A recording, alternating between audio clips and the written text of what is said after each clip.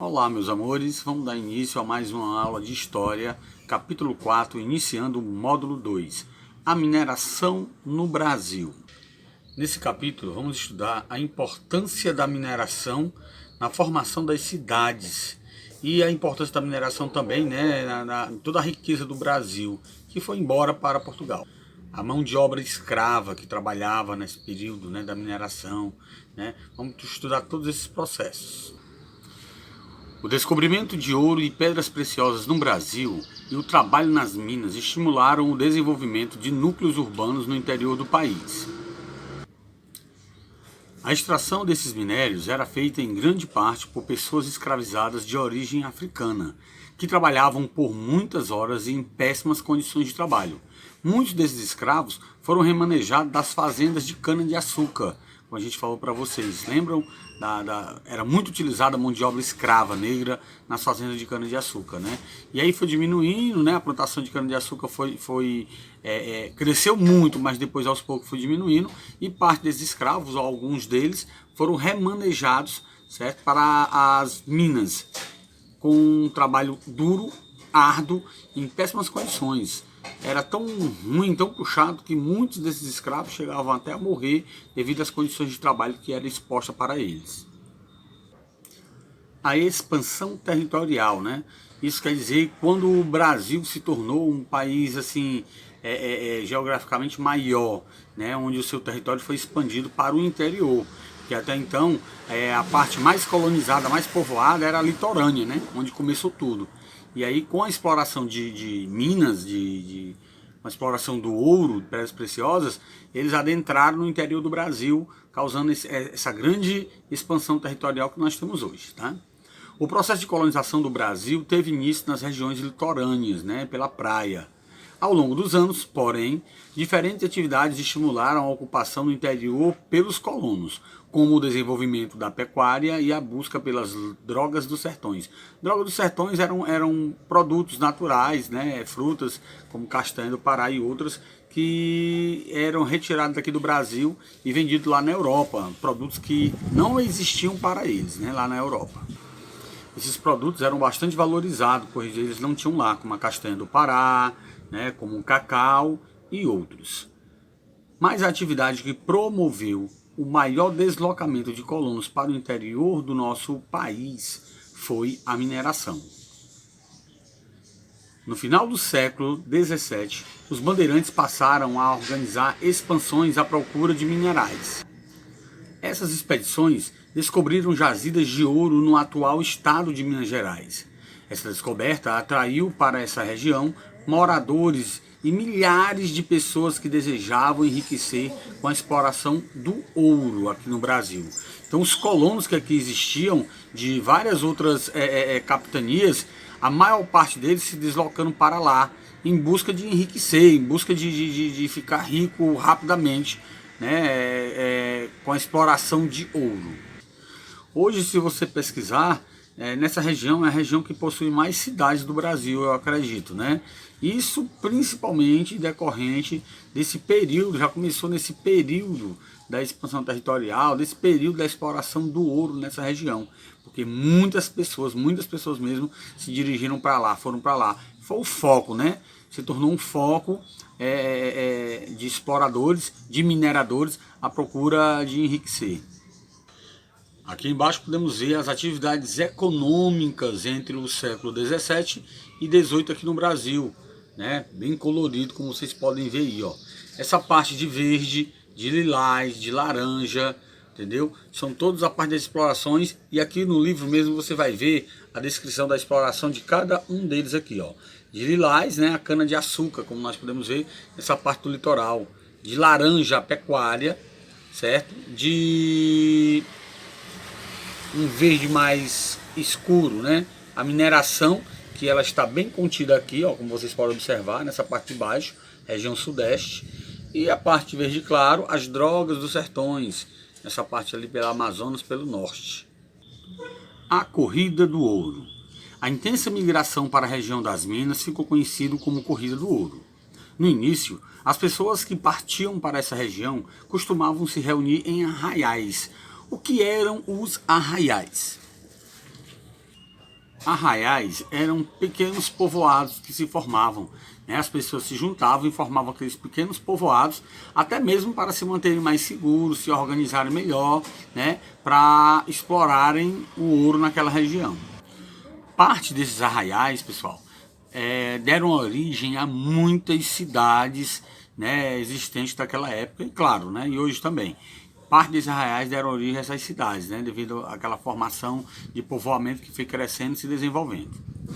Os habitantes dos primeiros arraiais sofriam com as condições ruins de suas moradias e com outros problemas, como a falta de alimentos.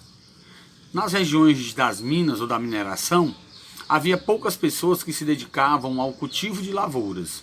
Dessa maneira, quase todos os alimentos precisavam ser trazidos de outros lugares, o que tornava seus preços bastante elevados. A dificuldade desses alimentos eram grandes, porque as pessoas não queriam ir para lá, para aquela região, para trabalhar na lavoura, né? Queriam para fazer a mineração, né? Enriquecer em curto e pequeno prazo. O abastecimento das minas. Como isso funcionava? Os moradores da região das minas tinham necessidade de diversos tipos de produtos, como ferramentas para trabalhar nas minas, roupas e alimentos. Essas mercadorias, em sua maioria, eram trazidas de uma região da colônia, transportadas no lombo de mulas por comerciantes conhecidos como tropeiros. Os tropeiros eram essas pessoas, como vocês estão vendo aí na foto, né, que carregavam as mulas de mercadoria, se adentravam no interior do nosso país para levar e abastecer os mineradores que estavam lá nas minas. Os tropeiros abriam caminhos que permitiam um maior contato entre as regiões da colônia, ligando uma à outra. Ao longo desses caminhos, formaram-se núcleos populacionais que posteriormente tornaram-se cidades. Aquilo que eu falei para vocês dos arraiais e que futuramente tornaram-se cidades, né? Formação dos núcleos urbanos. Ao longo do século XVIII, alguns dos arraiais formados nas regiões das minas cresceram, dando origem às vilas e cidades, como a gente havia mencionado anteriormente. A sociedade formada nesses locais era mais variada que aquela formada em torno dos engenhos de açúcar. Nela, havia diferentes profissões e grupos sociais. Entretanto, assim como nos engenhos, essas sociedades eram marcadas por grandes desigualdades social. Pessoas ricas demais, né, com poder aquisitivo bastante elevado, e outras pobres demais.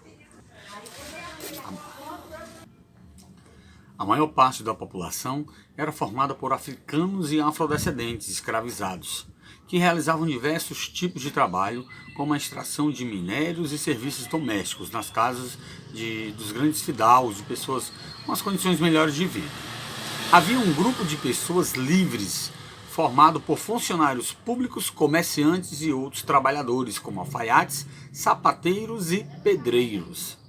Os donos das minas e funcionários, né, os donos das minas e os funcionários eram, né, as pessoas, né, que tinham um cargo mais elevado, eram as que tinham mais poder aquisitivo ou mais poder de influência nessa época, né?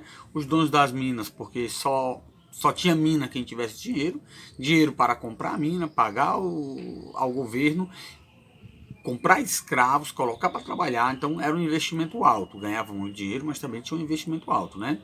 Os funcionários do governo, né, com cargo mais elevado, que também arrecadava muitos impostos, tinham as condições de vida melhores. Então esses dois tipos de tipos humanos, né, de pessoas, eram que se mais beneficiavam nessa região, nesse período. Aqui estamos vendo uma foto mais atual de Vila Rica, atual Ouro Preto. Foi uma das cidades fundadas no período da mineração. Como nós podemos observar aqui, é uma cidade histórica, né? Transferência da capital. Em 1763, a capital da colônia foi transferida de Salvador para o Rio de Janeiro. No porto do Rio de Janeiro, era feito o embarque para Portugal de todo o ouro extraído na região das minas. Dessa maneira, com a sede do governo na cidade do Rio de Janeiro, a coroa portuguesa poderia exercer um controle maior sobre o embarque e a cobrança de impostos sobre o ouro. Salvador ficava muito distante da região das Minas. Rio de Janeiro já ficava mais próximo. Então resolveram o quê? Transferir a capital para o Rio, para ele ter um controle maior e ter menos perigo de roubo, de assaltos que acontecia, né, durante essa travessia, né?